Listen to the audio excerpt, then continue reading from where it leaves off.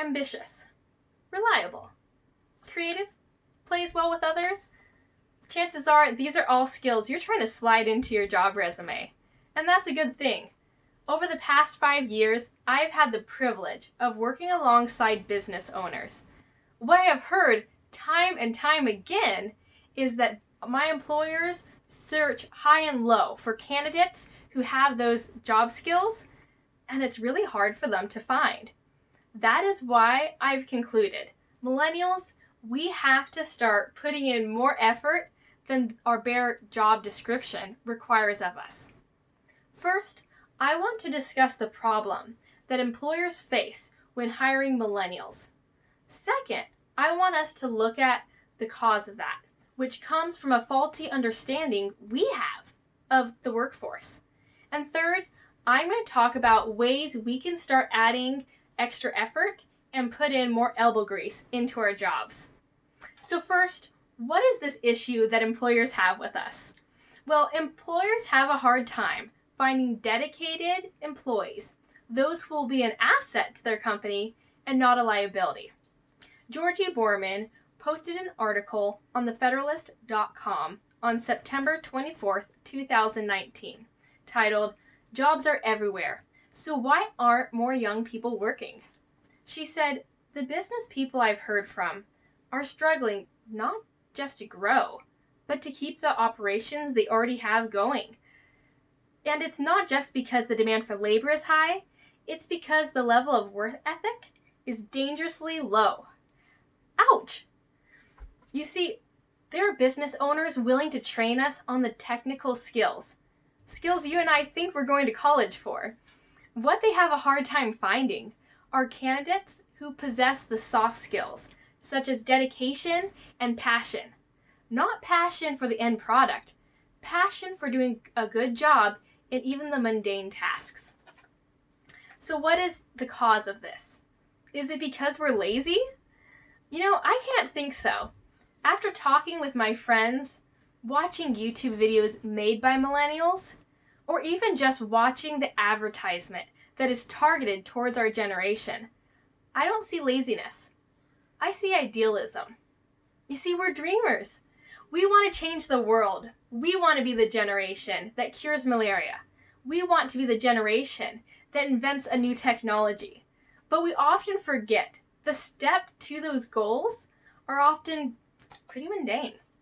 In fact, in the article on CNBC.com, which was published on July 30th, 2018, which was titled, "A Millennial Therapist Explains Why Young People Hate Their Jobs and What to Do About It," the author Tess Brigham reflects on why 71% of millennials aren't engaged at work. She said 2 of the top reasons are unrealistically high expectations of what their day-to-day work lives would look like, and second, impatience or frustration because they want career advancements in months rather than years. You see, we are less invested when we are less excited or driven in our work environment.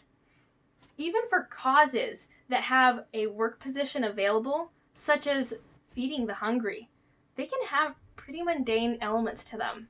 If you're working on a new technology, like designing a self-driving car, like one of my friends is, it's going to still have those boring days of looking at your code that you've been typing and fixing errors that your program didn't catch for you. So we need to change our mindset. We need to be open to some of that good old-fashioned, dirty, hard work and elbow grease.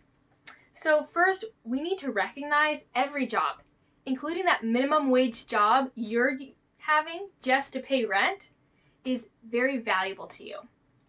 In the article by Jen Clark titled "Food Service, A Confidential Tie That Binds," published on June 2018 on MemphisFlyer.com, she said of Chef Anthony Bourdain, "Service industry work develops the soft skills recruiters talk about on LinkedIn: discipline, promptness, ability to absorb criticism, and most important, how to read people like a book." Building transferable skills is available even, and I might say especially, in those low-level jobs. I worked at Oinkamoo, a barbecue restaurant. And at Oinkamoo, I was impressed at my coworkers who knew how to read their table, whether they should go back and offer dessert or give them 5 more minutes. We all noticed when a busser would swoop in for the 5th time in the past 2 minutes just to take a plate. Reading people is something we can develop and we should be invested in at any job we have. Second, if you want to slay the competition for the next promotion or a future job, you need to start contributing solutions to work problems. Rich Bellis, in the article, How to Solve Problems Above Your Pay Grade, highlights this. That article was posted on fastcompany.com on January 23, 2018. He said, "Never present a problem without a solution.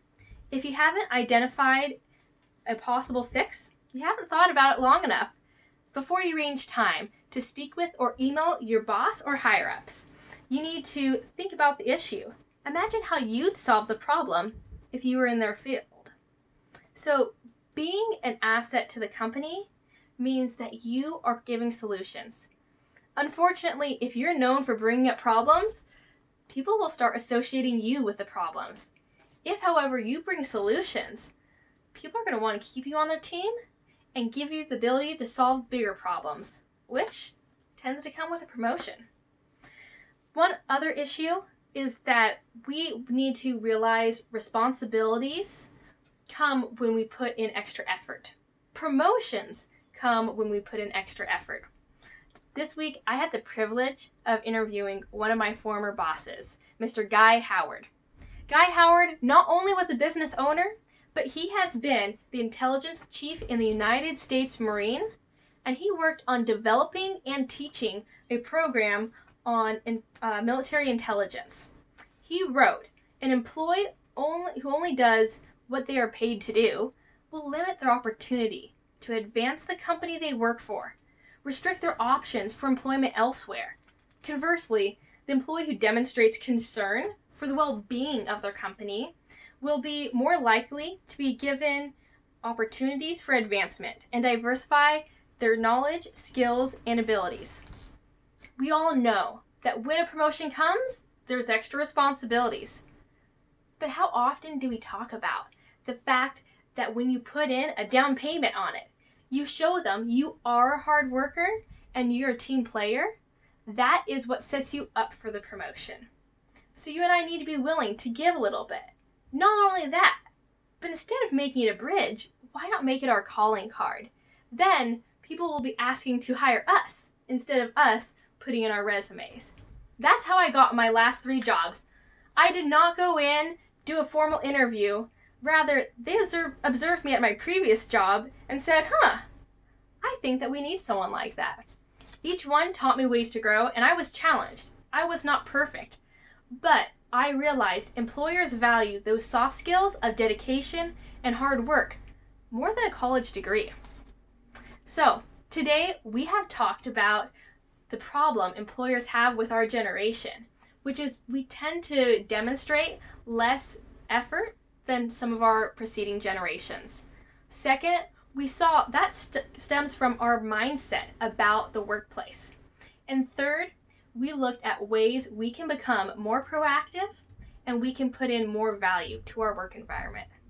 It is absolutely essential that we put in more work than the job description requires of us. So if your nightly readings are coming from glassdoors.com, I want you to stop and take inventory. What those employers list in their skills section are those things you could invent simply with a little bit of elbow grease. Thank you.